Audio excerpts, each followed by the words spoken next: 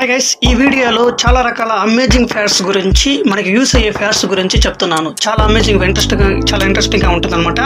అవి ఏమిటంటే సైకిల్ తొక్కడం వల్ల మనకు ఉండే లాభాలు ఏమిటి, ఇకపోతే మన ప్రపంచంలో వింతలు కాదు మన మానవ శరీరంలో జరిగే వింతలు కొన్ని దాని గురించి తెలుసుకుందాం.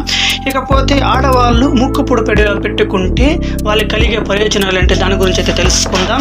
ఇకపోతే వందే మాత్రం గీతాన్ని రచించింది ఎవరు దాని గురించి అయితే తెలుసుకుందాం. ఇలాంటి చాలా రకాల అమేజింగ్ ఫ్యాక్ట్స్ ఈ వీడియోలో ఉన్నాయి. మీరు కానీ మన ఛానల్ అయితే ఫస్ట్ టైం చూస్తుంటే మనం మర్చిపోకుండా సబ్స్క్రైబ్ చేసుకుని పక్కన ఉన్న బెల్ ఐకాన్ ఆన్లో పెట్టుకుని మేము చేసే నోటిఫికేషన్ ముందుగా మీకు ఇస్తాను అనమాట. నచ్చితే ఒక తప్పకుండా లైక్ చేయండి, దానితో పాటు కింద కామెంట్ బాక్స్లో కామెంట్ చేయండి. రోజు సైకిల్ తొక్కితే ఏమవుతుందో మీకు తెలుసా? అయితే దాని గురించి అయితే తెలుసుకుందాం. మొదటిది, గుండె ఆరోగ్యంగా ఉంటుంది. రెండవది, చెడు కొవ్వు కరిగిపోతుంది. మూడవది, రోగ నిరోధక శక్తి, జ్ఞాపక శక్తి పెరుగుతాయి. నాలుగవది, ఒత్తిడి, డిప్రెషన్, హై బీపీ తగ్గుతాయి. ఐదవది, మెదడు పనితీరు మెరుగుపరుస్తుంది.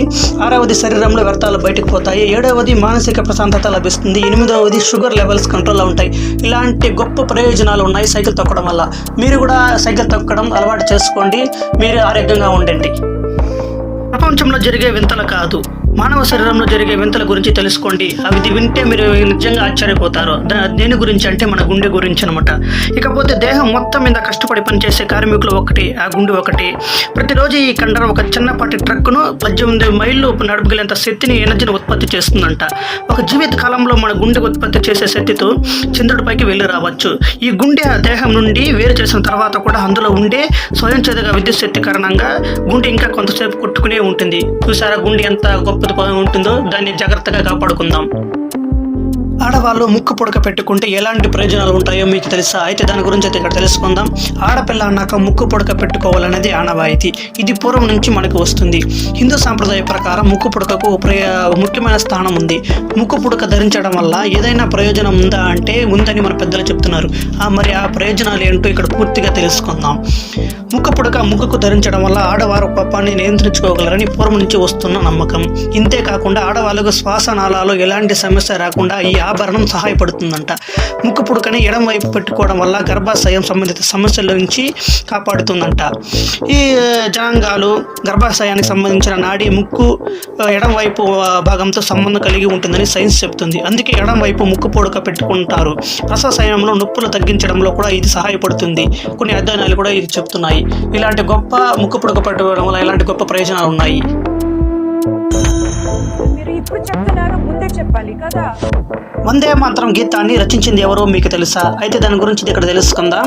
జనగణమన రాసింది రవీంద్రనాథ్ ఠాగూర్, వందే మాత్రం రాసింది బంకించంద్ర చటర్జీ. ప్రతి భారతీయుడికి తెలుసు. కానీ రోజు పొద్దున స్కూల్లో భారతదేశం నా మాతృభూమి, భారతీయులు నంద సహోదరులు అని రాసింది మాత్రం చెప్పమంటే ఎవరు చెప్పలేరు. స్కూల్ టెక్స్ట్ బుక్లో మొదటి పేజీలో ప్రతిజ్ఞ ఉంటుంది, కానీ దాన్ని రాసింది రచయిత పేరు మాత్రం కనిపించదు. అయితే దాని గురించి ఇక్కడ తెలుసుకుందాం. అంటే వివరాలు ఉండవు. అందుకే దాన్ని రాసిన వ్యక్తి ఎవరో ఇప్పటిదాకా చాలా మందికి తెలియదు. ఈ గేయాన్ని రాసింది వ్యక్తి తెలంగాణ బిడ్డ పైడిమర్రి వెంకట సుబ్బారావు. ఇతను నల్గొండ జిల్లాలో అనిపత్తలో జన్మించాడు. వివాహమైన స్త్రీలు తమ ఇంటి పేరు ఎందుకు మార్చుకుంటారు దాని గురించి అయితే ఇక్కడ తెలుసుకుందాం. ఒక కుటుంబంలో సాధారణంగా భర్త వయసులో పెద్దవాడు కనుక వాడు ఇంటి పేరు మారడం వలన కుటుంబ సభ్యుల మధ్య గట్టి ఐక్యత భావం ఏర్పడుతుంది. ముఖ్యంగా ఈ సాంప్రదాయం సమాజం స్త్రీ తన కుటుంబ పరువు, గౌరవ మర్యాదలు భుజాన మోస్తుందని, వాటిని పెంచుతుందని బాధ్యత స్వీకరించినట్లుగా చెబుతుంది. ఈ సాంప్రదాయం స్త్రీ యొక్క వైవాహిక స్థితిని చెప్పడమే కాక సమాజంలో ఆ స్త్రీ ఏ కుటుంబానికి చెందినది, ఎవరు భార్య అని చెబుతుంది. భారతీయ కుటుంబ వ్యవస్థ పటిష్టంగా ఉండడానికి ఈ సాంప్రదాయం ఒక కారణం అన్నమాట. దీనిని ఎప్పుడైనా మీరు గమనించారా? గుడిలో వేప చెట్టు, రావి చెట్టు ఎందుకు కలిసి ఉంటాయి దాని గురించి అయితే పూర్తిగా తెలుసుకుందాం. సాధారణంగా ప్రతి గుడిలో వేప చెట్టు, రావి చెట్టు కలిసే ఉంటాయి. రావి చెట్టు శ్రీ మహావిష్ణువు స్వరూపంగాను, వేప చెట్టు లక్ష్మీదేవి స్వరూపంగాను భావించారని పురాణాలు చెప్తున్నాయి. ఈ రెండు చెట్లు కలిపి పూజించడంతో సమానంగా ఉంటుందంట. ఈ చెట్టు జంట వృక్షాలను పూజించడం, ప్రదక్షిణం చేయడం ద్వారా ఎన్నో దోషాల్లో తొలగి పరిపూర్ణ సుఖజీవనం పొందుతారు. అలాగే జ్యోతిష శాస్త్ర ప్రకారం శని దోషం ఉన్న వాళ్ళు రావి చెట్టుకు పూజ చేయాలి. రావి చెట్టుకు నమస్కరించి ప్రదక్షిణలు చేస్తే శని దోషాలు తొలగిపోతాయి. రావిని ప్రతిరోజు తాకకూడదు, కేవలం శనివారం మాత్రమే తాకాలి. రావి చెట్టు గాలి తగిలితే మనుషులకు మంచి ఆలోచనలు వస్తాయి. గౌతమ బుద్ధుడికి జ్ఞానోదయం కలిగింది ఈ రావి చెట్టు కిందనే, కాబట్టి ఆ చెట్టును బోధి వృక్షం అని కూడా అంటారు. సూర్యుడిపై జరిగే పేలుళ్ల శబ్దం మనకి ఎందుకు వినపరచదు? సూర్యుడిపై జరిగే పెద్ద పెద్ద పేలుళ్ల శబ్దాలుగా ఉంటాయి కదా, దాన్ని మనకి ఎందుకు వినపరచదు? దాని గురించి అయితే ఇక్కడ పూర్తిగా తెలుసుకుందాం. ఇక్కడ సూర్యుడి గోళ వ్యాసార్థం 7 లక్షల కిలోమీటర్ల పైనే ఉంటుంది. సూర్యుడి కేంద్రక సమ్మేళన చర్య అంతర్భాగం లోపల 2 లక్షల కిలోమీటర్ల లోపే పూర్తవుతుంది. ఆ తర్వాత పదార్థంలో శక్తి సంహారం వికిరణ పద్ధతిలో ఉపరితలానికి వ్యాపిస్తుంది. ఆ వేడి తాకిడికి మరుగుతున్న గంజిలాగా సూర్యుడిపై ఉపరితలంపై భీకరమైన పొగలు వస్తుంటాయి. వీటినే సౌరజ్వాలాకేళాలు అంటారు. అయితే అక్కడ బ్రహ్మాండం బదులైనట్లు శబ్దం వస్తున్నా అది మన భూమి వరకు వినిపించదు. ఎందుకంటే సూర్యుడికి భూమికి మధ్య దూరం 15 కోట్ల కిలోమీటర్లు. ఈ ప్రదేశం అంతా కేవలం శూన్యం. ఈ శూన్యంలో కాంతి ప్రసరిస్తుంది కానీ శబ్దం వినిపించదని మీరు వినే ఉంటారు. సూర్యుడికి మధ్య విశ్వార్థంగా శూన్య ప్రదేశం ఉండటం వల్ల మనం భీకరమైన శబ్దాలు, సూర్యుడి శబ్దాన్ని మనం వినలేం. అందుకే చెప్తారు కళ్ళు చూస్తాం కానీ చెవులకి వినపడదంటారు. శుభకార్యాల్లో మామిడి అరిటాకులు ఎందుకు ఉంటాయి? దాని గురించి అయితే తెలుసుకుందాం. ప్రత్యేకంగా ఈ మామిడి అరిటాకులు కొబ్బరి మట్టలు ఎందుకు ఉంటాయి? దాని గురించి అయితే ఇక్కడ తెలుసుకుందాం. ఆకులు తుంచిన తర్వాత 48 గంటల వరకు కూడా కిరణజన్య సంయోగ క్రియ జరుపుకునే శక్తి మామిడి, అరటి ఆకులు, కొబ్బరి మట్టలకు ఉంటుంది. కార్బన్ డైఆక్సైడ్ తీసుకొని ఈ ఆకులు ఎక్కువగా ఆక్సిజన్, ఆహ్లాదకరమైన గాలిని మనకు అందిస్తాయి. దీంతో శుభకార్యాలు జరిగే పరిసరాల్లో గాలి స్వచ్ఛంగా ఉంటుంది. అందువల్ల ఈ మూడింటికి ప్రాధాన్యత ఇచ్చారు.